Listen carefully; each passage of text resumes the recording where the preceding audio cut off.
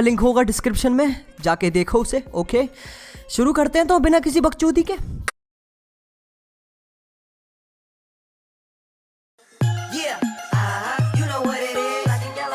ये आजकल के बच्चों को हो क्या रहा है, मतलब कैसे कैसे गाने सुनते हैं लोग। मतलब गाने सुनो भाई बढ़िया, लेकिन किस तरीके से सुन रहे हो तुम लोग गाने। मतलब कभी ऐसे सुनते हैं और अब ये नई चीज निकली है। मतलब हो क्या रहा है भाई, सही बता दो मुझे, तुम लोग करना क्या चाहते हो यार जिंदगी में। भाई तुम लोग क्या खास हो बहुत, मतलब अलग तरीके से गाने सुनने से तुम्हारी तीसरी आंख खुल जाएगी यार। क्या करते हैं आजकल के बच्चे।